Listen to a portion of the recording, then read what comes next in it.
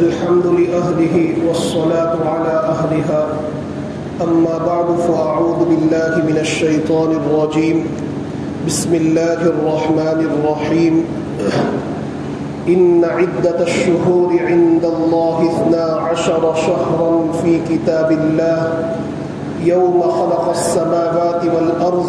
منها 4 حرم صدق الله العظيم اللهم صل على سيدنا ومولانا محمد وبارك وسلم. دیکھیے آج کی مجلس میں محرم سے متعلق چند چیزیں ذکر کرنی ہے. محرم کا مہینہ اللہ تبارک و تعالیٰ کے نزدیک بڑی فضیلت کا حامل ہے اور اس کی فضیلت جو ہے یہ زمانہ جاہلیت بلکہ بہت پہلے سے ہے. حضرت ابراہیم اور حضرت اسماعیل علیہ السلام کے باقیات میں سے ہے. اسی لیے قرآن کریم کے اندر اللہ فرماتے ہیں کہ اللہ کی کتاب میں اللہ کے نزدیک مہینوں کی گنتی، مہینوں کی تعداد یہ 12 ہے اور ان میں سے 4 مہینے حرمت والے ہیں، یعنی بڑے قابل احترام ہیں. اور اس کی حرمت یوم خلق السماوات والارض، جس دن اللہ نے آسمان اور زمین کو پیدا فرمایا اسی دن سے ہے. تو معلوم یہ ہوتا ہے کہ حرمت والے جو 4 مہینے ہیں، محرم، ذی القعدہ، رجب کا مہینہ، ذی القعدہ، ذی الحجہ اور محرم کا مہینہ، ان 4 مہینوں کی حرمت بہت پہلے سے ہے، زمانہ جاہلیت بلکہ اس سے پہلے سے ہے. اور اس مہینے کو بڑی عظمت کی نگاہ سے دیکھا جاتا تھا، بلکہ اس مہینے کے اندر اہل عرب جنگ و جدال، قتل و غارت گری، ان ساری چیزوں کو بند کر دیتے تھے اور اس مہینے کا بڑا اہتمام فرماتے تھے، بڑی قدر فرماتے تھے. یہ اسلامی سال کا پہلا مہینہ ہے اور اسلامی تقویم کی بنیاد بھی جو ہے یہ اسی مہینے سے رکھی گئی اور ہجرت کے اعتبار سے رکھی گئی. اس سلسلے میں مختصر بات یہ ہے کہ اللہ کے نبی صلی اللہ تعالیٰ علیہ وسلم کو جب اللہ تبارک و تعالیٰ نے نبوت عطا فرمائی تو بعض حضرات اس نبوت کی سن سے اپنی تاریخ کی ابتدا کرتے تھے اور اپنی تاریخ کا اندازہ لگاتے تھے. بعض لوگ اہل عرب کے اندر پیش آنے والے بڑے بڑے واقعات جیسے عام الفیل، ہاتھی والوں کا قصہ، تو اس واقعے سے اپنی تاریخ کا اندازہ لگاتے تھے. بعض لوگ اللہ کے نبی صلی اللہ تعالیٰ علیہ وسلم کے آخری حج کے اعتبار سے اپنی تاریخ کا حساب کیا کرتے تھے. مستقل طور پر کوئی سن جو ہے نہیں تھا. لیکن حضرت عمر فاروق رضی اللہ تعالیٰ عنہ کے دور خلافت میں فتوحات کا سلسلہ بڑھا اور اسلام عرب سے نکل کر عجم ممالک میں دور دراز علاقوں میں پہنچا اور بڑے بڑے شہر اور ممالک جو ہے یہ اسلام کی زیر نگرانی آنے لگے اور اسلامی حکومت بڑھتی چلی گئی. تو ایسے موقع پر اجتماعی و انفرادی اور سرکاری طور پر اس بات کی ضرورت محسوس ہوئی کہ مستقل طور پر ایک کوئی تاریخ ہو کہ جس کی بنیاد پر، جس کو بنیاد بنا کر لوگ اپنے حساب کا اندازہ لگاویں. تو حضرت عمر فاروق رضی اللہ تعالیٰ عنہ کا دور خلافت تھا. انہوں نے صحابہ کرام رضوان اللہ تعالیٰ علیہ مجمعین کے مشورے سے اللہ کے نبی صلی اللہ تعالیٰ علیہ وسلم کی ہجری تاریخ کو بنیاد بنا کر جو ہے اسلامی تقویم کی بنیاد رکھی اور اس کے ذریعے سے اپنی تاریخوں کا اندازہ لگانے لگے. اور ہماری اسلامی جو عبادتیں ہیں اور بہت سے شرعی احکامات ہیں تو یہ وہ ہے کہ جن میں سے بہت سی چیزیں ایسی ہیں کہ جو اسلامی تاریخ کے اعتبار سے جس کو ہم انجام دیتے ہیں، جیسے بقرعید کا مہینہ، یہ بقرعید کا تہوار، عید کا تہوار، 10ویں محرم وغیرہ،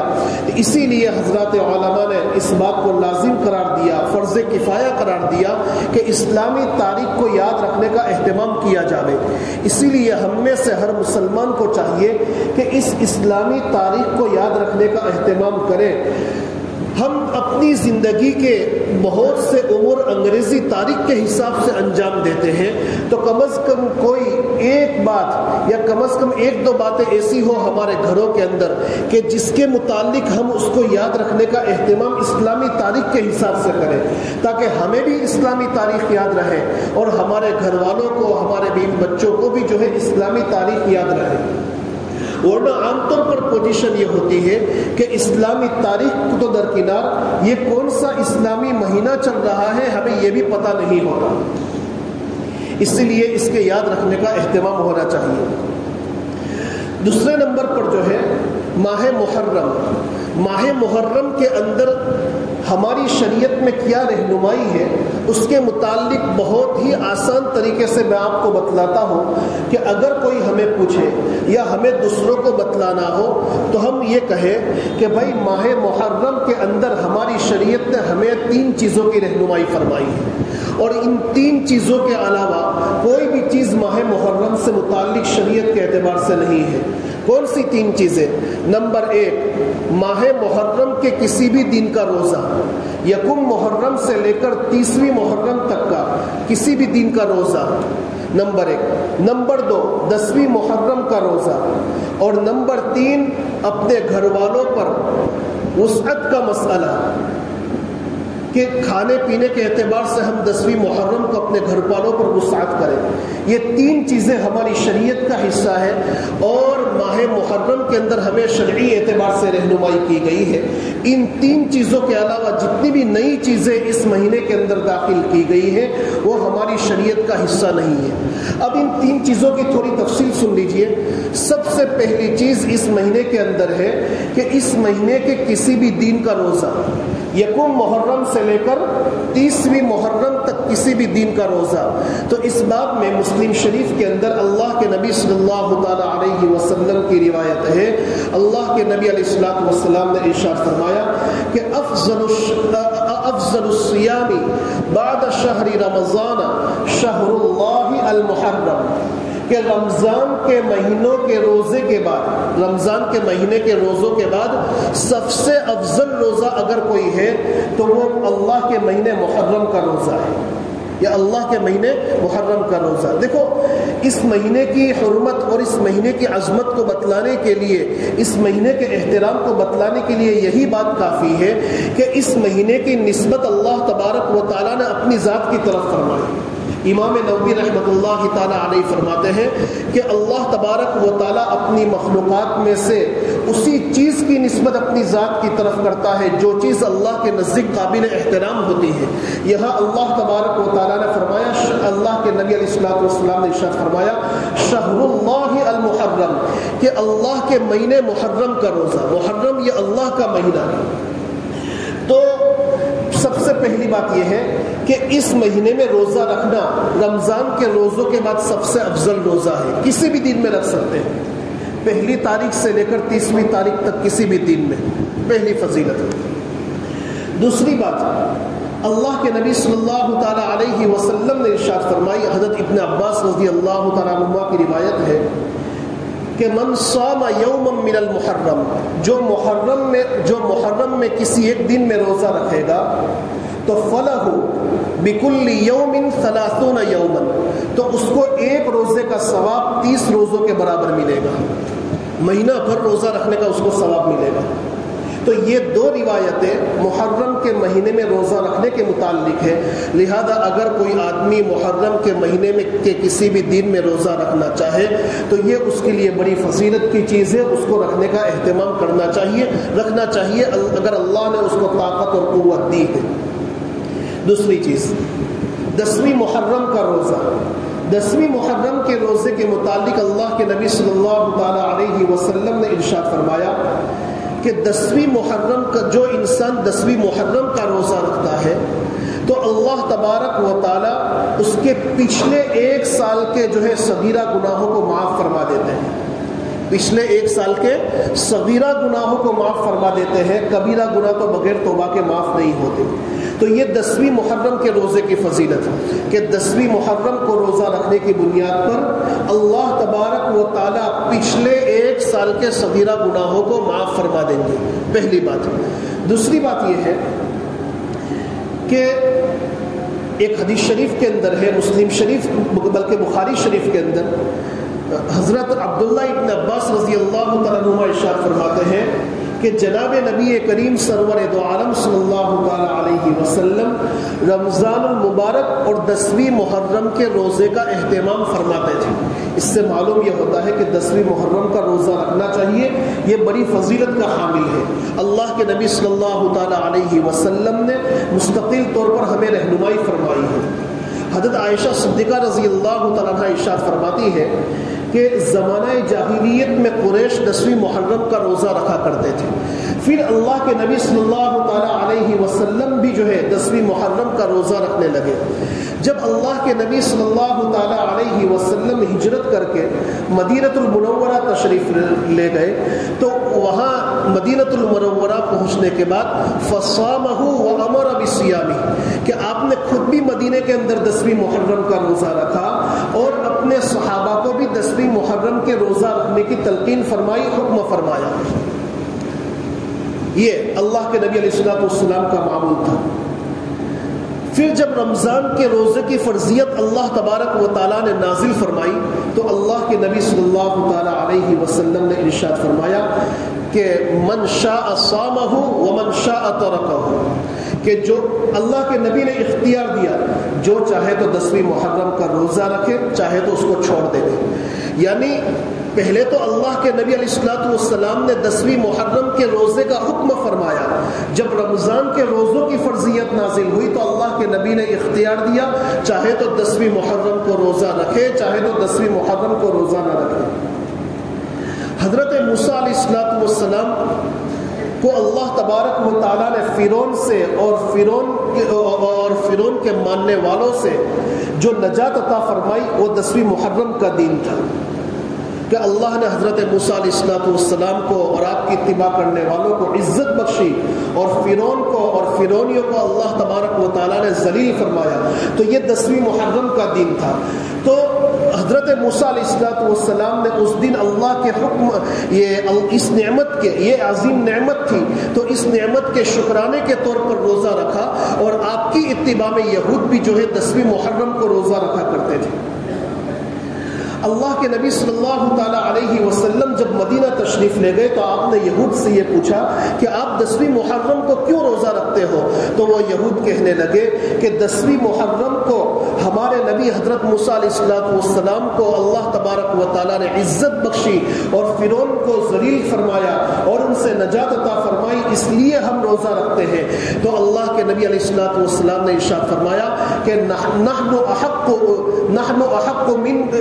احق بموسیٰ منکم، یا یہ فرمایا کہ نحن اولا بموسیٰ منکم کہ حضرت موسیٰ علیہ السلام کے سب سے زیادہ قریب تو ہم ہیں یا حضرت موسیٰ علیہ السلام کے سب سے زیادہ حقدار تو ہم ہیں. چنانچہ حضرت عبداللہ ابن عباس رضی اللہ تعالیٰ عنہ ارشاد فرماتے ہیں کہ اس وقت اللہ کے نبی صلی اللہ تعالیٰ علیہ وسلم نے حضرات صحابہ کو جو ہے 10ویں محرم کو روزہ رکھنے کا حکم فرمایا. تو صحابہ نے عرض کیا کہ یا رسول اللہ انہو یوم تعظمہ الیہود والنصارى، یہ 10ویں محرم کا دن تو وہ ہے کہ جس دن میں یہود اور نصارہ بھی روزہ رکھتے ہیں. گویا حضرات صحابہ یہ پوچھنا چاہتے تھے کہ اگر ہم اس دن روزہ رکھیں گے تو اس دن کی تعظیم ہوگی اور اس دن کی تعظیم تو یہود اور نصارہ بھی کرتے ہیں اور آپ علیہ السلام نے یہود اور نصارہ کی تعظیم بلکہ یہود اور نصارہ کی مشابہت سے منع فرمایا ہے، ان کی موافقت سے منع فرمایا ہے، مخالفت کا حکم دیا ہے. تو آپ علیہ السلام نے ارشاد فرمایا کہ جب اگلا سال آئے گا اور اللہ نے موقع دیا، اللہ نے چاہا تو ہم 10ویں محرم کے ساتھ 9ویں محرم کا بھی روزہ رکھیں گے تاکہ عبادت کے اندر ان سے مخالفت ہو جائے. لیکن حضرت عبداللہ ابن عباس رضی اللہ تعالیٰ عنہ فرماتے ہیں کہ اللہ کا یہ کرنا کہ جب دوسرا سال آیا تو اس وقت آپ صلی صلی اللہ تعالیٰ علیہ وسلم کی وفات ہو چکی تھی، لیکن چونکہ منشاء رسول یہ تھا کہ منشاء رسول یہ تھا کہ 10ویں محرم کے ساتھ 9ویں محرم کا بھی روزہ رکھا جاوے، اسی لیے حضرات صحابہ نے اس کا اہتمام فرمایا کہ وہ 9ویں محرم کا بھی روزہ رکھا کرتے تھے۔ اسی لیے فقہا نے لکھا ہے کہ 10ویں محرم کے ساتھ یا تو 9ویں محرم کا روزہ یا پھر 11ویں محرم کا روزہ، دونوں میں سے کوئی ایک روزہ 10ویں محرم کے ساتھ رکھنا یہ مستحب ہے۔ لیکن اگر کوئی آدمی نہ 9ویں محرم کو روزہ رکھتا ہے نہ 11ویں محرم کو روزہ رکھتا ہے، صرف 10ویں محرم کو روزہ رکھتا ہے، تو یہ مکروہ تنزیہی تو کہا جائے گا، یہ ناجائز نہیں کہا جائے گا، مکروہ تنزیہی تو کہا جائے گا۔ لیکن ہمیں چاہیے کہ آپ صلی اللہ تعالیٰ علیہ وسلم کا جو منشا تھا اس کے مطابق عمل کریں، اور اس کے مطابق عمل یہ ہے کہ یا تو 9ویں محرم کا روزہ اس کے ساتھ ملا لے یا 11ویں محرم کا روزہ اس کے ساتھ ملا لے۔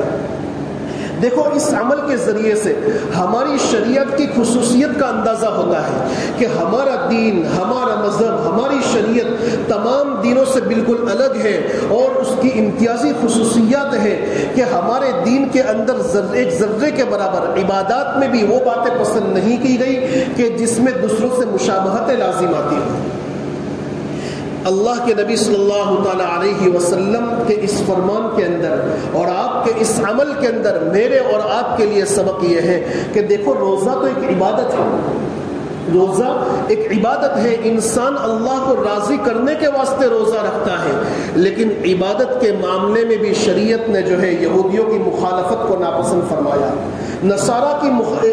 یہودیوں کی موافقت کو ناپسند فرمایا، نصارہ کی موافقت کو ناپسند فرمایا اور ان کی مخالفت کو حکم دیا عبادات کے معاملے میں۔ جب عبادات کے معاملے میں اتنا جو ہے ہمیں جو ہے یہ